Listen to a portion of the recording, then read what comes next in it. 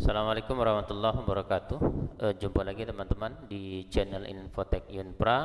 Bersama saya Muklis. Pada video tutorial kali ini kita akan membahas tentang cara membuat laporan ya. Cara membuat laporan menggunakan library DOM PDF ya. Di sini kita pakai DOM PDF ya.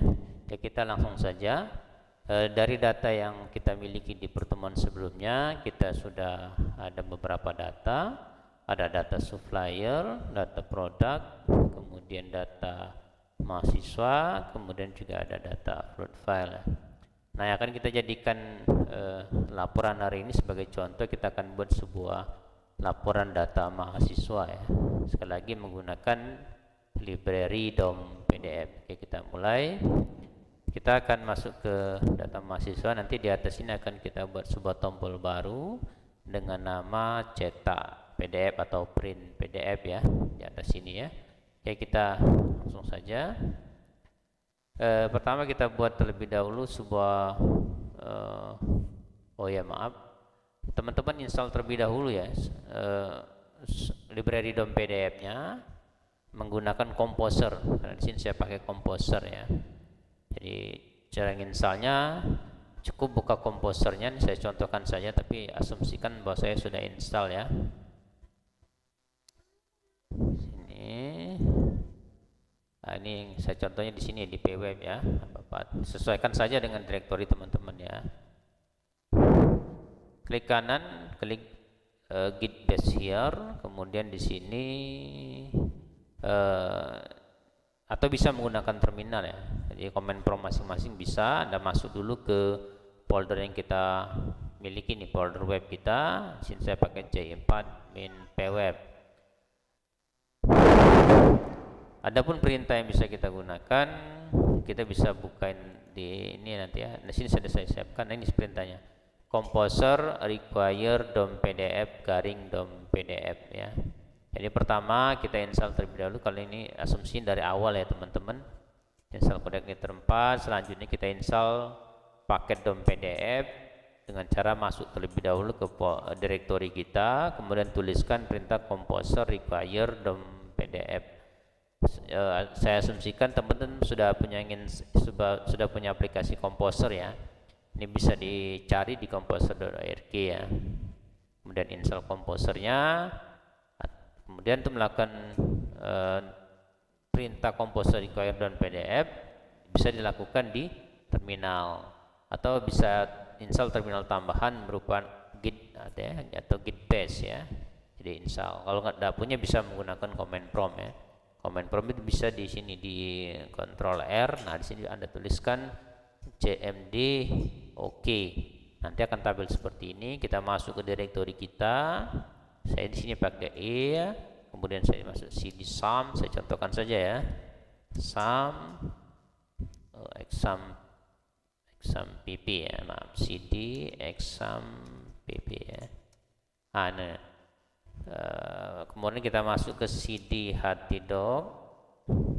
Ini agak rumit ya kalau kita pakai ini ya, cd htdoct kalau nggak salah ya, itu cek saya lupa. Saya coba kita dir dulu, dir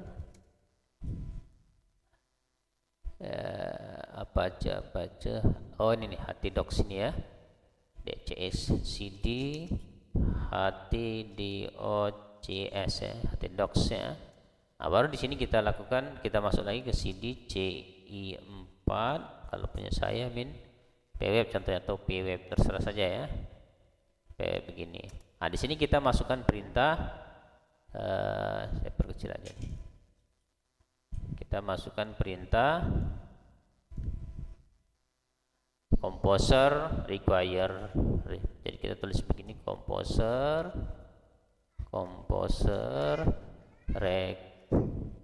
require DOM PDF garing DOM PDF. Nah, kira-kira begitu ya. Kemudian enter saja langsung, maka dia akan memproses dan kita tunggu sampai proses instalasi selesai. Itu contoh saja ya. Di sini saya sudah install, maka akan tampil nanti di Visual Studio Code kita sebuah folder baru. Ini kan folder kita kemarin ya. Di app akan muncul folder baru. PDF. Nah, ini akan muncul folder baru dalam aplikasi kita dengan nama vendor ya. Kalau kita detailkan, ini ada tulisan DOM PDF. Nah, ini DOM PDF, di dalamnya ada library dan ada lib dan ada shots. Itu kira-kira teman-teman ya. Jadi saya asumsikan teman-teman sudah install Composer. Kemudian langkah selanjutnya adalah instalasi paket DOM PDF kita. Selanjutnya kita akan buat sebuah kelas dengan nama PDF, sebuah controller dengan nama PDF controller ya. Kita buat sebuah controller dengan nama PDF controller. Jadi kita masuk ke app controller, kita klik kanan saja, tidak apa-apa. Sini kalian new file, kemudian kita paste titik PDF ya. Nah, kemudian kita buat sebuah maaf ya, bukan controller titik PDF, PHP, sorry, kita ganti PHP ya, PHP. Dan script sudah kita siapkan, kita buat dulu sebuah script sederhana sampai sini aja dulu ya. Oke, ini copy. Nah, teman-teman bisa memanfaatkan controller yang ada sih sebenarnya tanpa harus buat controller baru ya. Bisa memanfaatkan controller mahasiswa, tapi tidak apa-apa kita buat sebuah controller baru aja ya. Oke, ini save, maka jadi sebuah controller baru. Ingat, namespace app controller, use codec neuter controller. Nah, di sini ada use app models mahasiswa model. Nanti kita akan memanfaatkan model mahasiswa yang sudah ada. Kita tidak akan buat model baru ya. Nanti kita akan manfaatkan model yang ada di sini, mahasiswa model, karena data yang mau kita ambil adalah data mahasiswa yang akan kita jadikan laporan. Kita buat ini, kita gunakan, kita panggil library DOM PDF yang sudah kita install agar dia bisa dimanfaatkan ya, agar seluruh library-nya kita bisa manfaatkan. Cukup dengan menuliskan use DOM PDF garing DOM PDF. Enter. Selanjutnya kita buat nama controllernya PDF controller ya, sama dengan ini PDF controller. Kita buat sebuah function baru dengan namakan construct. Ini fungsinya adalah untuk memanggil ya, untuk memanggil sebuah apa namanya ini ya, model yang sudah kita buat. Mahasiswa model sama dengan new mahasiswa model. Nah, ini kemudian selanjutnya sebuah function yang biasa kita pakai untuk pertama kali membuat sebuah controller adalah function index. Kita buat sebuah array, data array mahasiswa di model mahasiswa, dis mahasiswa model get mahasiswa. Ini fungsinya adalah membuat sebuah variabel dengan nama mahasiswa yang isinya adalah menjalankan perintah yang ada di perintah get mahasiswa yang ada di model di mahasiswa model. Kita lihat nanti ada mahasiswa model, saya buka. Ini sama, nah itu ada get mahasiswa. Jadi fungsinya adalah untuk memanggil menjalankan perintah ini. Apa perintahnya? Perintah ini untuk terhubung ke tabel mahasiswa. Kebetulan di sini ada join tabel. Join tabel mahasiswa dengan tabel fakultas dan join tabel mahasiswa dengan tabel prodi. Kalau tidak ada join ya berarti tidak perlu. Misalkan teman-teman contoh mau bikin laporan produk ya, berarti pakai yang produk model. Maka yang diambil yang ini saja nanti, yang get produk ini aja yang diambil. Get produk, nanti return this debitable product, get result array ya. Itu sama saja ya, karena di sini kebetulan dia pakai join ya, kita pakai ini saja ya. Jadi tidak perlu buat model lagi, kecuali kan teman-teman membuat tabel baru, kemudian mau dibuat laporannya, maka kita harus buat model yang baru. Paham sampai sini ya? Mudah-mudahan semua. Oke, ini saya tutup dulu. Ini sudah ada model yang lama saja kita pakai, namanya get mahasiswa, function get mahasiswa di dalam model mahasiswa model ya. Maka itu fungsinya ya.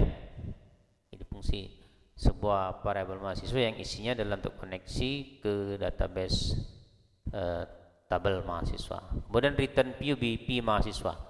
Kita akan memanfaatkan untuk tampilan awalnya adalah dari tabel P mahasiswa dari sini nanti. Jadi kita tetap ketika buka dia buka P mahasiswa ya. Oke, seperti itu teman-teman ya. Selanjutnya kita akan buat sebuah tampilan. Jadi ketika kita klik nanti print mahasiswa, maka akan muncul tabel yang ini juga kita tampilkan, tapi nanti menu-menunya tidak ikut. Jadi menu-menunya tidak ikut, hanya isinya saja yang mau kita ambil untuk view laporan kita ya. Jadi kita buat sebuah file baru dengan nama PDF view ya. Di mana? Di model aja kita. Di view. View kita buat new file dengan nama PDF view.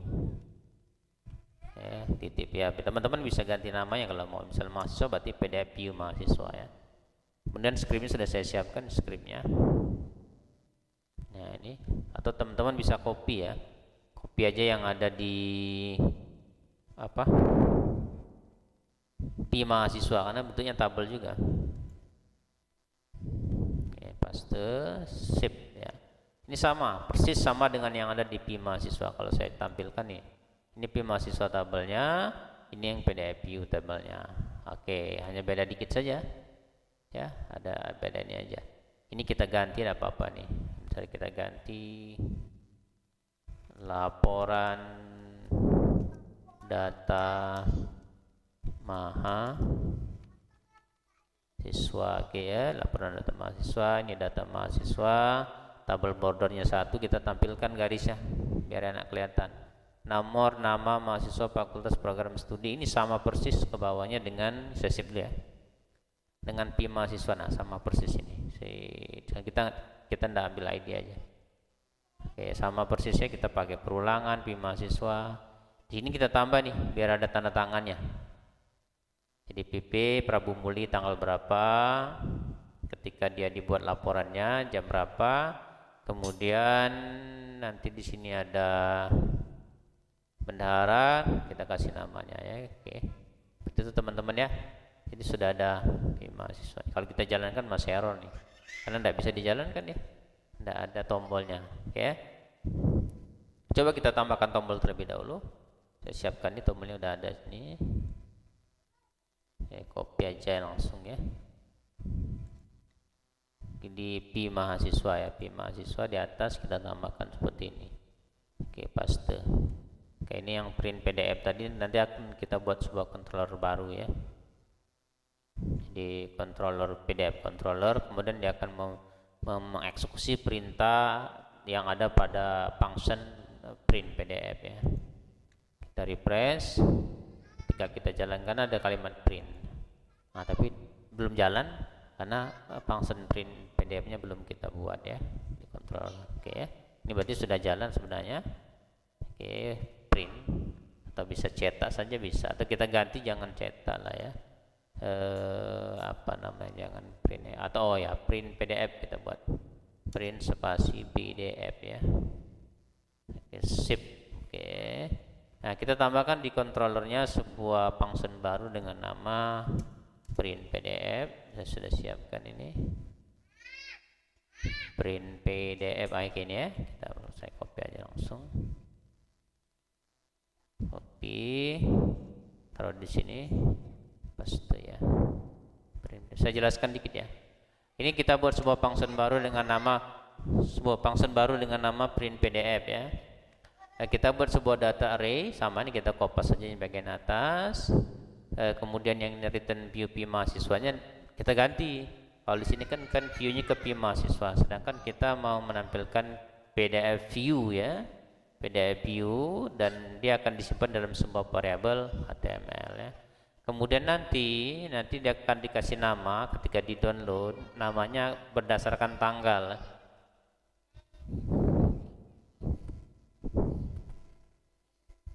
Namanya berdasarkan tanggal ya. Kemudian ini kita memanfaatkan library PDF, ini juga sama ya. Kemudian kita atur ini kertasnya ya, set papernya A4 landscape. Jadi teman-teman bisa ngatur A4, portrait dan seterusnya ya. Ini juga sama, dia akan di-convert menjadi PDF ya. Dan proses selanjutnya dalam melakukan generalisasi atau generate. Oke. Ini sudah ya teman-teman. Coba kita refresh. Coba kita, ini ada sudah print PDF, klik print PDF. Oke, berhasil. Sudah download di bawah tuh dia. Coba dibuka saja, tidak apa-apa. Ya, ini hasilnya. Bisa ya, ini hasilnya.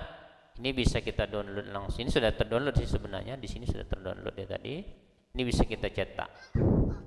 Atau teman-teman bisa apa namanya, ada di download kalau nggak salah ya. Ya ini ada nih. Yang ini kalau nggak salah ya. Coba buka hasilnya.